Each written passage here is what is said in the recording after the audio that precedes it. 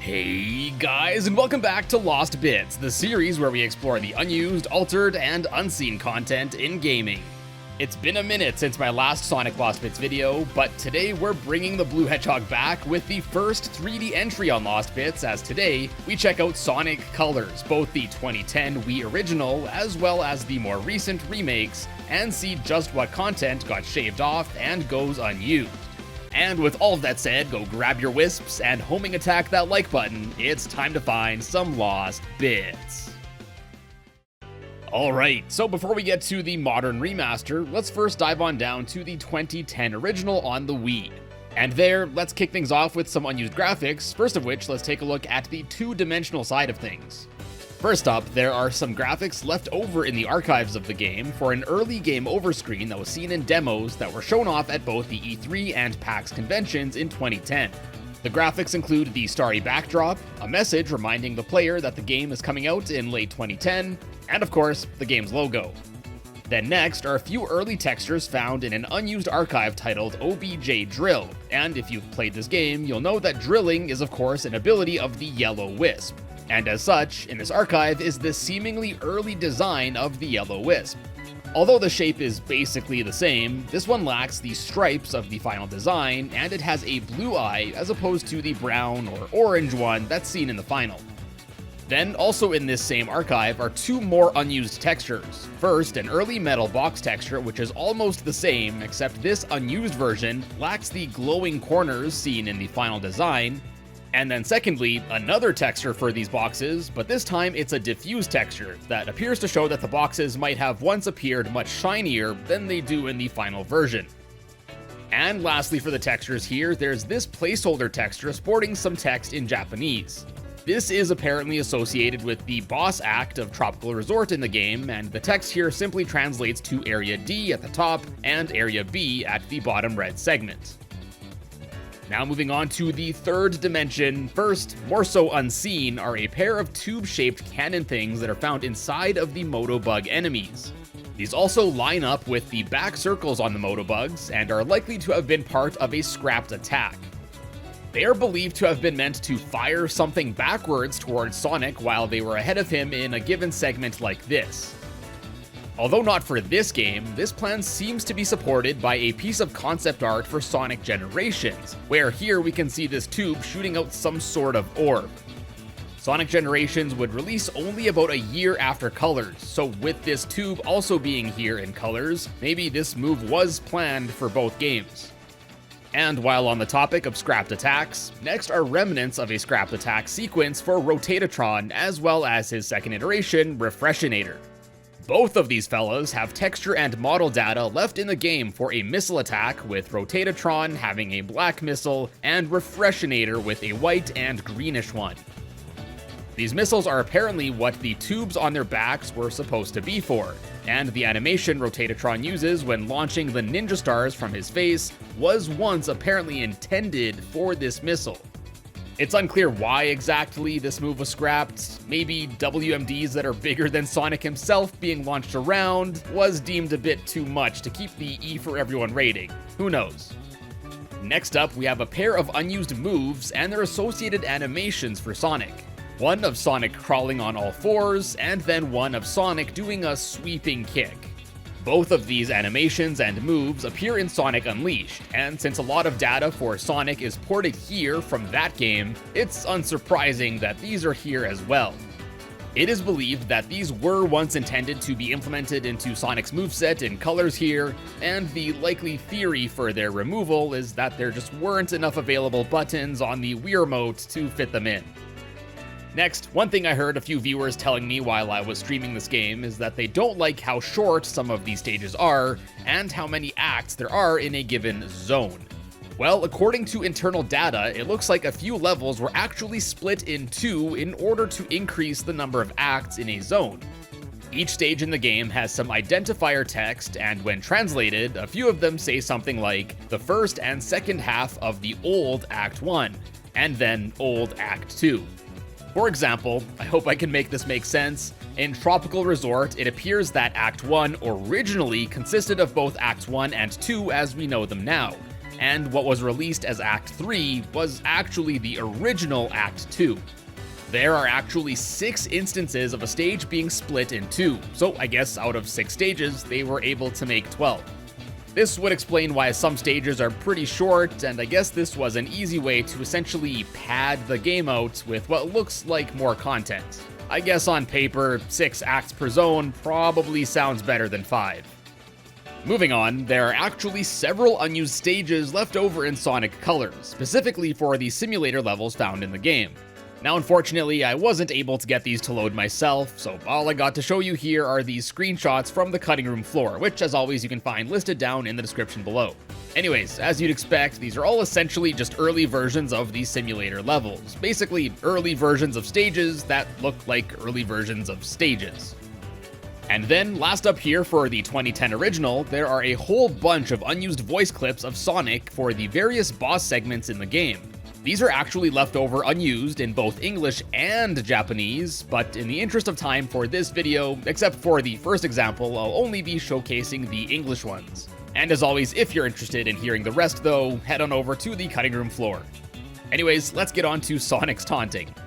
最初の威勢はどこに行ったんだか? Aw, couldn't keep up? That was pretty fun. That beats riding a slowpoke Ferris wheel any day. A little rough, but that was my kind of ride. Now it's a shipwreck adventure ride. You can't beat quality with quantity. Sorry, I got bored and broke your robot. Did I go a little too far this time? And somehow, it always ends like this. And I was really hoping for some decent rides in this place. What? It's over? That was fast. Done and done. That should put a stop to this wisp-draining insanity. That takes care of this place. Thanks for the laid-back spacewalk, Eggman. Your little party with other people's planets is over! That's not... But they're even more powerful than the Chaos Emeralds! No! But how? This should be just a fraction of the Nega-Wisp power! Maybe the Nega-Wisps don't like you either, Eggman. Looks like I win this round. Sorry, Eggman. It looks like the Wisps have sided with me on this one. But that's... My Nega-Wisp was to be perfect! Ah! There's actually some more stuff for the 2010 original, but we'll come back to that in a bit. So on that note, let's finally switch rails and talk about the 2011 remaster of this game, which hasn't gone without its fair share of controversies in only the first few months of its release here. Anyways, first up we got a whole bunch more unused graphics, so let's start there. Starting things off is an unused version of the save icon scene before a loading screen. While the final version has an empty center, there's actually a hidden floppy disk graphic titled UI Save Icon that's never seen. Why this graphic is hidden is unclear, but I'm thinking maybe the devs figured most kids playing this game now have no idea what a floppy disk is, so they just omitted it. Either that, or they just wanted to make the graphic more simplistic. And speaking of floppy disks, next is this unused graphic of Tails helicoptering and holding up a red disc of the floppy variety. It's currently a mystery what the purpose of this graphic was meant to be. Next up, we got 3 screenshots left in the files, first of which there is a test screenshot of Sweet Mountain left over in the game's files, where we can see a much earlier build of the game with quite a few differences, especially now with some updates that were applied to the game. Differences here include the Tails save icon having a white outline, a smaller font for the text on the bottom, a different font for the % complete text, the bars for the Tails saves and park tokens are shorter here for some reason. There's a My Record buttons in the test screenshot, indicating that there was a plan to be able to access records this way instead of having to back out to the option satellite. And it looks like some debugging features were enabled for the game when this screenshot was taken, as despite only being 12% complete and having only collected 2 red star rings, all of the levels and Rival Rush are unlocked. The next unused screenshot here features the Yellow Wisp's ability that lets you dig underground. And interestingly, the boxes here appear to have been just edited on top of the background image. Presumably, this was a simple example image to show how the ability can be used to break through these chroma cubes. And the last leftover screenshot here is of a template the developers used when comparing original assets from the Wii version to the new upscaled ones. Not so different than some of the graphics I use in this series. Anyways, here is an example of what this screen looked like in action. So we saw the leftover E3 graphics for the original game, but this updated version has some kicking around as well. Leftover is a graphic welcoming the player to the demo, as well as thanking them for playing. These ones are extra interesting to me though, as obviously there were once plans to show off this game at various conventions such as E3 and PAX, but of course, due to the C virus, none of those actually happened. So, unlike most of the E3 leftovers we see on this series, these ones never actually got to be used or seen by anyone as intended. Next, there are a few graphics dealing with the game's achievements. First is a lock graphic that would have appeared over achievements that haven't been yet obtained. The final version does this by just showing the locked achievements dimmer compared to the unlocked ones. It's also believed that this could have been a leftover from the currently still unreleased Steam version of the game. The next, found amongst the graphics for all of the achievements, are 3 that don't go used, and each of these also has an associated achievement name and description, giving us insight as to what they were.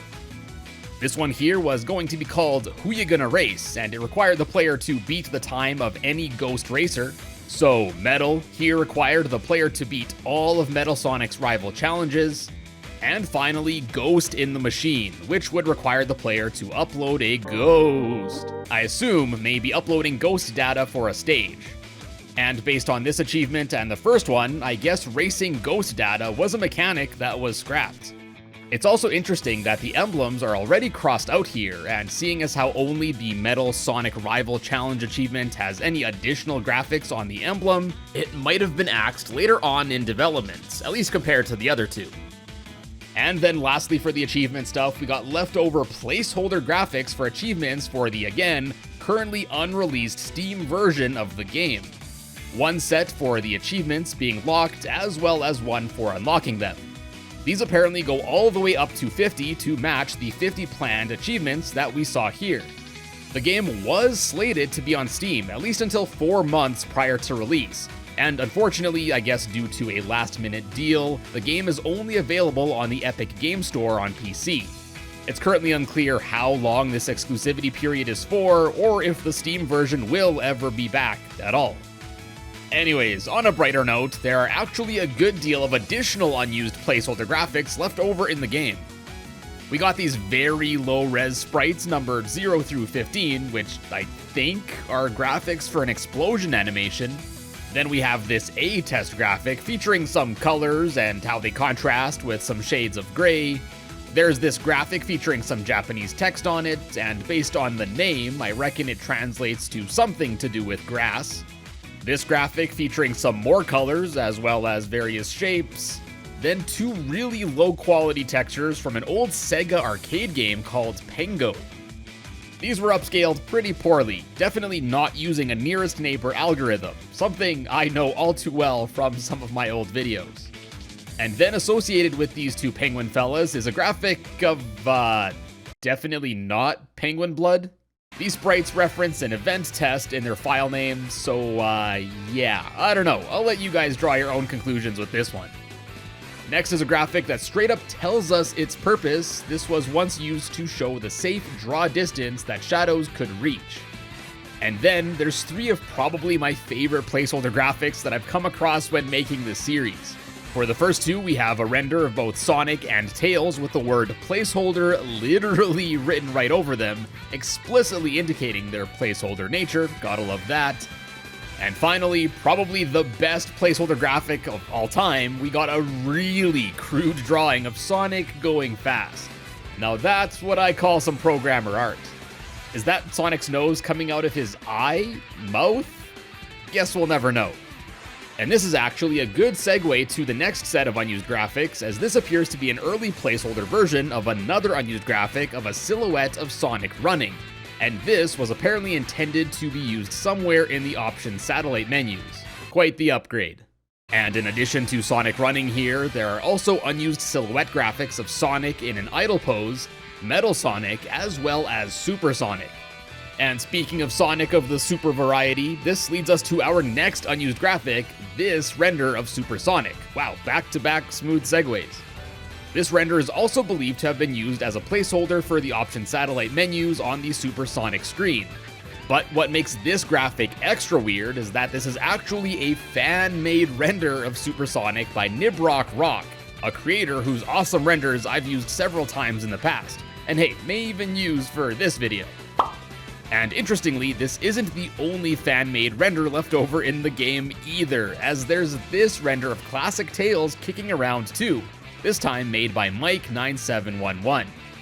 This one is extra strange, since classic Tails never appears in Sonic colors at all, but I guess this was just used as a placeholder or reference for the Tails save feature.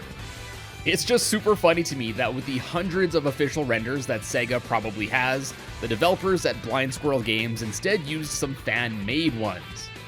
Maybe they just got them from a quick Google search or something, or didn't want to bother procuring them officially from Sega, but yeah, either way, it's pretty strange. And on the topic of Blind Squirrel Games, there's actually a leftover early graphic of the engine the developers used for this game, where it was once known as the Xerus engine, before they changed it to the Blind Squirrel engine. Next up, there are several unused controller graphics showing which button does what for an Xbox One controller, a PS4 controller, one for a pair of Joy-Con in a grip, as well as a head-on view of what looks to be an Xbox One controller again. These were likely removed since the game now allows you to customize the controls however you want, and I guess they opted for a more simplistic menu for this. And last up for the graphics are a whole bunch that are left over from the original Wii release. These include a Dolby Pro Logic 2 graphic, various graphics of Wii buttons, the nunchuck, and a Wii remote, as well as a D-pad. And then, not left over from the original release of Colors, instead there are actually leftover graphics from Sonic and the Black Knight. Here we got everything from background graphics to file select graphics to text boxes and more. I honestly have no clue why these would still be here. Maybe they're secretly working on a remake of Sonic and the Black Knight or something, who knows. And now, last up for this video is my favorite stuff to talk about, and that's of course some unused test rooms. Now, before we get to the nitty-gritty of them, there's actually a bit of cool story here. So these test rooms weren't originally left over in the Wii release of the game, but they were, I guess, added back in for the developers to use when creating this re-release. Then, after the remaster was released, modders, namely Death and Radford Hound, were actually able to backport these levels back to the original release, meaning of course that they were able to get these stages running for the original. And all of these are currently the only test rooms to be publicly accessible for a Sonic Boost game.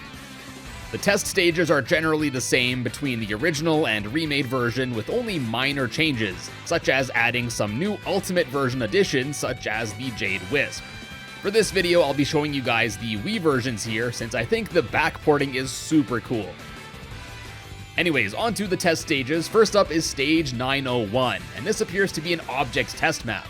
After seeing grass pop in and out from what I guess is a test of the foliage, here we got a few test objects including a blue cube ring, a pair of red star rings, as well as a few regular rings. And these are all besides some test egg pawn badniks, which come in peace as they'll never actually attack you. But Sonic cares not for peace. Across from them is this long bridge to nowhere, and after starting to move across it, it becomes clear that this is a test of the camera transitioning from the third-person view to the side-scrolling one. And further on this bridge, I guess this was a test of Sonic transitioning from running horizontally to vertically. What's extra interesting about this bridge, however, is that when returning back to the main area, the camera switches again to a cool overhead view. Now personally, I've only played through about 60% of Sonic Colors so far myself, so I don't know if this view is completely unused, but personally, I haven't come across it myself. Either way, it's pretty cool. Then next up, a big section of this room belongs to the two rails here. The first one here is pretty basic. After a few spikes, it just has a booster thing at the start, and then it just goes up and down a bit. Then the next rail actually isn't a grind rail at all, but rather a rail used to test these here roller coasters, which are seen in the asteroid coaster area of the game. Unfortunately though, although there is this massive loop-de-loop here and this whole other section, I couldn't figure out a way to get these coasters to actually go that direction, as they seem to be situated to only move the other way. On the bright side though, you can jump into either one of these coasters and take it for a spin all the way up, and then the coaster will plummet back to the ground, and if you don't jump out, Sonic will just get stuck in this really awkward pose. Additionally, there's also this switch here, which will activate one of the coasters and send it hurling away. Honestly, these coasters are pretty cool to play around with. Next up, there's this collection of metal boxes that when getting close to a few of them will cause a graphic to pop up, instructing the player to move left, right, or both. I guess these might have been used as a way to test these graphics that pop up during the segments where you can sidestep. And then close to those, there's this pretty straightforward test of the zipline things. And then last up for this test room is this large collection of various objects. Here, there's everything from springs to boost pads to all the wisps, switches, dash rings, spikes, enemies, checkpoints, boxes, obstacles, tip things, balloons, a test of the aerial combo feature, fans, end goal rings, and wisp capsules. You name it, it's probably here. As you might know, I'm a big fan of test rooms, and just having all of these different things to mess around with here was really awesome. And as much as I'd like to keep talking about this room, let's now move on to the next unused test area, Stage 902, also known as the Nishimura Test Map, likely named after Makiko Nishimura, who is credited as the lead character programmer of the original Wii release. And here, there's a bunch more stuff to play around with. We again got some test objects to try out, including some wooden crates, some metal box to push around, a whole bunch of super rings, blue cube rings, as well as these boxes that begin their explosion sequence after you touch them. Then, similarly to the last area, off the base map is another extension, and this time this appears to have been used for testing the drilling mechanic. Although there is a yellow wisp capsule here, after collecting it, I for whatever reason didn't get the drill ability, so I couldn't really test it myself. Next, there's this lone spring off to the side here, and I thought it was just gonna be another old spring like we saw before and didn't think much of it until, whoa, that's a powerful spring. I assume this more powerful spring is used to launch Sonic super high up to test how Sonic falls in his skydive form. Then to test how Sonic controls, we got several other obstacles in this area. We got a few steps, I guess, to test jumping, cool. Then next are 3 overpass slopes, with each one having a steeper and steeper grade, with the last one being so steep that Sonic can't just walk over it without enough speed. And these, of course, were, I guess, to test how Sonic walks and runs at different angles. And then similarly, close to a few more springs and boosters, there's this really long floating bit of terrain that starts to twist more and more the further you get, until the end where you're basically running sideways relative to the ground. This was of course a way to test Sonic running at different angles like this, as well as the speed required to do so. Honestly, it was a really good time just running down this track. And lastly for this test room are a few of these chroma cubes here, as well as a lone checkpoint that's oddly found off to the side here, not really close to anything. Then moving on, next is Stage 904, and this stage loads you into a large oval track. Here we start with a line of rings which infinitely respawn after being collected, allowing you to rack up the gold really quick. Sure wish making money was this easy in real life. Then after collecting the wisps, you can take one of the boosters, and this starts off a test of the segments where these badniks attack you from the Starlight Carnival area. They only really seem to be rigged up for a few segments of the track here though, as for the most part, they just float around. There's also a segment of the track where it looks like the developers were, once again, testing switching the camera view to another perspective. Additionally here, it seems like when I took the right booster at the start here, it would trigger a second test, this time for the Motobugs chasing you, also seen in the Starlight Carnival. This works just about the same as it does in the final version. You just have to avoid the Motobugs, and destroying the bigger one will also destroy all the smaller ones on screen. This test area also has this big red arrow pointing down to this pillar in the middle. I took the camera over there to check it out, but there's nothing really here. Maybe this was just an indicator of the center of the oval. If so, it's certainly not as interesting as it's made out to be. Then next we have Stage 905, and this, obviously, is a Gameland Simulator test stage. This is a pretty straightforward area that tests a whole bunch of the objects that appear in these stages. We got a spring, the bouncy ball thing, wisps, the floating Eggman head. a slot machine, which I think I won like 4 times in a row at. Not sure if it's rigged to always win or if I'm just super lucky, but that was cool. Some of the billiard balls, and more. Just like the other areas with all the test objects, it was really fun to just mess around with all this stuff, and it was cool to see a test room of the stages that already look like test rooms by default. Then next up is stage 906, also known as the Sugawara test map, and this time I actually couldn't find anyone with that name credited for development. The closest I could find was Hidaka Ogasawara, who was a QA director, but I'm not sure if it's the same person.